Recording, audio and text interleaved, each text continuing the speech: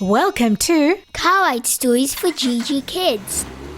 a place where Kids like us will be inspired by Awesome Christian stories. Auntie Nena, I think the cookies are ready. I'm coming. Oh, it smells so good, Auntie Nena. I wish these chocolate chip cookies were for me. No, this is especially for my neighbor. She's been so sick. I know. You really like helping the sick, Auntie Nena, don't you? Yes, I love it. I love to see people helping them. And I take some flowers from my garden to them, especially roses. I love roses. And I pray for my neighbors when they're sick. And they're very happy. You're such a good neighbor, Auntie Nena. And thank you for letting me help you make the chocolate chip cookies. You're welcome, Valentina. Oh, that was such a lovely horse ride. I loved it. Me too, and I wasn't as scared as I was the first time I came. You were so brave. I would have never known you'd been scared. Thanks. Oh, that must be cookies. I can smell them. Chocolate chip cookies. Oh, with cold milk. Yum! Let's run in and get one. Or fine. Oh, you're back. How was your horse ride? Oh, it was awesome. And my stomach is grumbling because I can smell those delicious cookies. Can I have one, Valentina? Sorry, Poppy, but these are for Auntie Nena's neighbor. She's been really sick lately. Oh, but that's okay. It's really important to give to other people. Don't be sad, girls. I've got plenty ingredients and we can make more cookies this afternoon. Yay! Okay, now, girls, come with me because we want to see a neighbor. And we take the cookies and we're going to pray for her. I'm sure she will be so happy to see you too. Yes, that's a good idea. Let's go. And on the way, Poppy, you can tell us what's in your glitter box. Why don't we go there right now? Yeah. All right. In my glitter box this time, I have a delicious recipe to share with you. It's something sweet and tasty and something you can share with others. So make sure you go to our blog to check it out because it's a surprise. Happy baking! Happy cooking! Bye! Hey, I was thinking, in the Bible there are a lot of stories about how Jesus healed people. And there's one that I really like and I want to share with you girls. Do you want me to share it? Oh, yes, please. She Lives, written by Esther. Move out of my way! Move out of my way! I need to see Jesus! Jairus charged through the crowd. He needed a clear path, but it was impossible to break through. The streets overflowed with people eager to see Jesus. Jairus paused, wiped his wet brow, and glanced around, searching for an opening. The sea of faces made him dizzy, and the crowd pressing into him stole the bit of breeze that flowed through.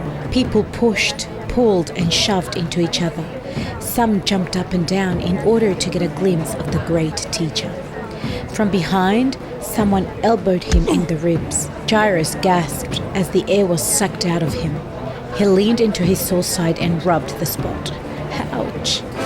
He turned around, eyes darting back and forth as he looked for the culprit. It was impossible to know who it was amongst all that multitude. He closed his eyes, took a deep breath, and continued the challenging journey. Finally, he spotted him. There he was, a few meters away. A soft glow seemed to illuminate his being, and his smile penetrated even the hardest heart. Suddenly, Jairus felt a little afraid. He was a synagogue leader and not liked by many people. Would Jesus help him? Jesus was criticized by synagogue leaders. They were cruel to him. He might not want to help him. Jairus took a step back. He should just leave. Then he remembered his very sick daughter dying at home. The need to see Jesus was stronger than any fear he felt. Taking a big breath and not caring what anyone thought, he pushed the throng of people aside and sobbing fell at the feet of Jesus. Jesus, help me. Tears streamed down his beard and his body shook. My little girl is dying. She's only 12. I can't lose her. She's my only child. Jesus moved towards him. Jairus continued. Please come to my house and heal her. I know you can. Jesus looked at him with compassion and stretched out his hand. "Come, let's go to your house." Jairus looked up, his wet eyes round. He nodded, grabbed Jesus' arm and stood up. Relief ran through his body and he exhaled. "Thank you, Rabbi," he whispered. He noticed that some people smirked, others shook their heads, while others whispered and laughed. Jairus shrugged and started pushing his way through the thickness of the crowd, yet again. Jesus and his disciples followed. The walk was painfully slow. People stopped to touch and talk to Jesus. Jairus wanted to scream at the top of his lungs for them to all go away and let Jesus through. His baby girl was dying. "Make room, please move. Let Jesus through." Jairus put his head down, pushed his body forward and plowed through the mass. All of a sudden he heard Jesus' voice ring out strong. "Who touched me?" Jesus stopped and everyone froze. Jairus turned to look at Jesus. Had Jesus just asked who had touched him? Jairus frowned. Everyone touched him. People shook their heads and whispered amongst each other. None of them knew what was happening. Then one of the disciples, the burly loud one called Peter, boomed. "Master, the people are crowding and pressing against you. Everyone is touching you." Jesus shook his head slowly. "No, Peter. Someone touched me because power has gone out from me." Silence descended over the crowd. Eyes bulged. Breath held. No one dare move. Jairus shook his head, turned around and took a step forward to keep walking. Behind him, the people chorused aghast. He stopped and turned around, and there at the feet of Jesus was a woman, hunched over, face covered, body trembling and sobbing. "I touched you, Master," she whimpered. "I've been very sick for 12 years, and I knew that if I just touched the hem of your robe, I would be healed." The woman bent closer to the ground, shuddering. Jesus' face broke into a smile. Ever so tenderly he leaned over, touched the woman's hand and said, "Daughter, your faith has healed you." With these words, he helped her up. "Go in peace." The woman's face brightened and suddenly she radiated joy. "Thank you, thank you, thank you," she shouted as Jesus started walking again. The silent crowd erupted into laughter and cheer. Even Jairus felt his heartstrings tug. If Jesus could heal a woman who had been sick for 12 years, he could definitely heal his little girl. New hope surged through his limbs, and he hurried along with energy pumping through his body. "Jairus! Jairus!" The shouts of his name made him look up, and he saw his friend breaking through the crowd. "Joachim?" Panting and gasping for breath, the man blurted, "Your daughter is dead." Jairus inhaled and grabbed his arm, shaking his head no. "Jairus, don't bother the teacher anymore. There's no need," Joachim whispered. Jairus opened his mouth to speak, but no words came out. Helplessly, he turned to look at Jesus, tears filling his eyes. Jesus walked towards Jairus and said, "Don't be afraid. Just believe and she will be healed." The certainty and authority that Jesus spoke these words made Jairus believe. In a booming voice, he shouted above the crowd, "Make room for the Master! Make room!" Soon he was running down the road towards his house. The sight that met him wasn't pleasant. Mourners had already gathered at the house and their weeping echoed throughout his town. His wife came running from the house and buried her head on Jairus' chest. She's dead, she cried.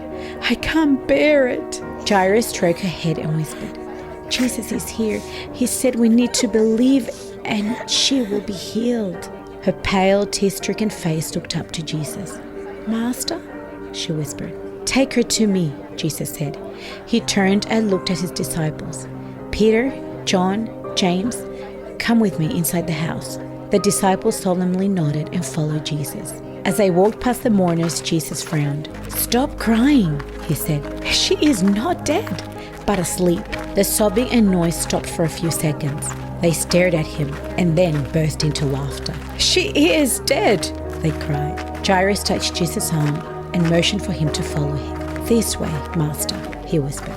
They came to a stuffy dark room that smelt of scented oils and melted candle wax. Jairus grabbed his wife's hand when he saw his daughter lying on the bed, pale, cold and still. Jesus walked towards her bed, grabbed their child's hand and said, Little girl, I say to you, get up. There was power and great authority in his voice. Everyone's breath left the room. Immediately, the little girl's eyelids fluttered like trapped butterflies trying to fly. Her hands moved and suddenly she opened her eyes and sat up. Gasp of astonishment echoed in the room. Jairus and his wife erupted into sobs and ran towards her. They embraced. After a while, Jairus went to Jesus and fell at his feet. Master, thank you, he said over and over. Jesus smiled and helped him up. Jairus, give your daughter food. She needs to eat. Jairus nodded and laughed. Oh, how he laughed, his heart overflowing with gratitude. That was such a good story. And I also loved the visit. She was so kind. Yes, and she looked happy. I'm so glad you came with me, girls. There is so beautiful to make other people happy and pray for them. I really agree too, Auntie Nena. I loved it. Now let's go home and make some cookies. Yes, please. I'm dying for some cookies. Okay, girls, let's go to my farm. Okay, guys, that's all from us. Bye. Till next time. Bye. Bye. And just before we go, we want to let you know that today was the final episode for the year. This is a season finale. We won't be coming back until February with new exciting stories. So we can't wait till then. Have a wonderful, wonderful holidays and may God bless you all. Bye. And don't forget that you are GIGI kids, gorgeous in God's image.